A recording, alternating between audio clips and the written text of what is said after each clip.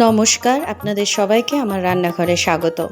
আজকে আমি রান্না করব কচু শাক ইলিশ মাছের মাথা দিয়ে। দেখতেই পাচ্ছেন ইনগ্রিডিয়েন্টস এখানে কি কি আছে আমি বলছি। যেমন আপনারা দেখতে পেলেন কয়েকটা কাঁচা লঙ্কা চিড়ে রাখা আছে, কালো জিরে, শুকনো লঙ্কা, নুন, চিনি, হলুদ আর মাছের মাথাগুলোকে আমি নুন হলুদ দিয়ে ভেজে রেখে দিয়েছি। আর কচুর শাকটাকে আমি নুন দিয়ে সেদ্ধ করে রেখে দিয়েছি। এখানে কড়াই নিলাম, কড়াইয়ের মধ্যে সর্ষের তেল দিয়ে দিলাম। এবার আমি দুটো শুকনো লঙ্কা দিয়ে দিচ্ছি। ভালো করে ভাজা হতে দেব। এটা যখন সুন্দর গন্ধটা বেরোবে তখন আমি কালো জিরেটা দিয়ে দিই।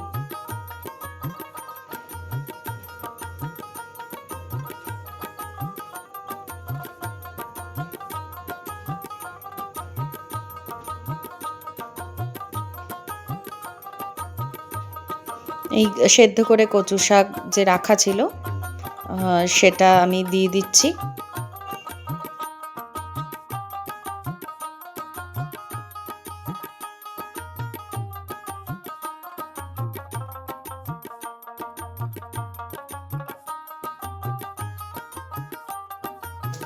ভালো করে এটাকে ভালো করে নাড়াচাড়া করে নিলাম। এবার এর মধ্যে এক চা চামচ হলুদ দিলাম এবং 1 চা চামচ আমি নুন দিয়েছি। এই নুনটা পুরোটাই, নুন আর চিনি এই দুটো জিনিস পুরোটাই স্বাদ মতন সবসময় আমি দিতে বলবো, কারণ যেহেতু এটা নিজের টেস্টের ওপর ডিপেন্ড করে। যেহেতু আমি কচু শাকটাকে অলরেডি নুন দিয়ে সেদ্ধ করেছিলাম এবং মাছের মাথাটাকেও আমি নুন হলুদ মাখিয়ে রেখে তারপরে ভেজে নিয়েছি, তাই নুনটা একদমই স্বাদ মতন আপনারা দেবেন। এবার ভালো করে নাড়াচাড়া করে নিলাম। কচু শাক হতে কিন্তু ভীষণ সময় লাগবে, যদিও সেদ্ধ করা আছে তাও ঢেকে ঢেকে কম আছে পুরো রান্নাটা করতে হবে। রান্না পুরোটাই ডিপেন্ড করে যে কতটা ধৈর্য ধরে আপনি করছেন। ধৈর্য ধরে রান্নাটা করতে হবে, কারণ এটা খুবই কম আছে ঢেকে ঢেকে করতে হবে। এবার আমি এই চিড়ে রাখা 4-5টা লঙ্কা দিয়ে দিলাম।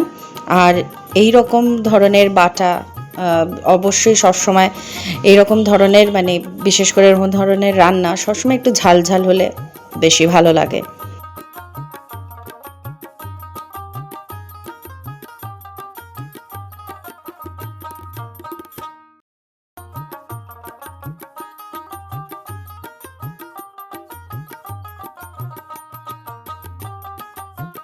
আবার আমি নাড়াচাড়া করছি, করতে করতে এবার আবার আমি ঢেকে দেব।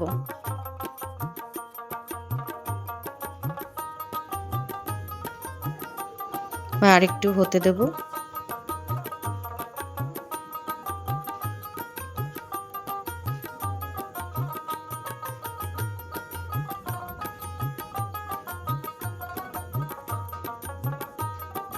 এবার এর মধ্যে ভেজে রাখা মাছের মাথাগুলো আমি দিয়ে দেব। এই হাতাটা দিয়ে আমি যথারীতি মাথাগুলো ভাঙতে পারছি না, আমি চেষ্টা করেছি, তাই আমি ওই ক্লিপটা আমি এখানে শেয়ার করিনি। আমি একটা স্টিলের হাতা দিয়ে মাথাগুলোকে ভেঙে নিয়েছি এবং এর মধ্যে এবার আমি চিনি দিয়ে দিলাম।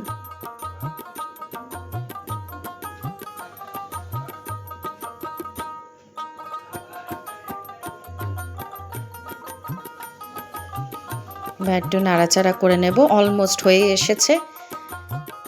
এবার দেখুন হয়েই গেছে, আমি নামিয়ে দিচ্ছি।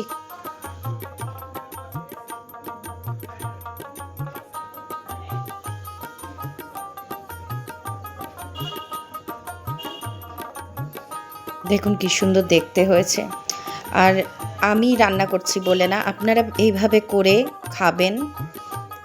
আমি আপনাকে 200% গ্যারান্টি দিতে পারি, এত ভালো হয়েছে এটা খেতে যে কি বলবো।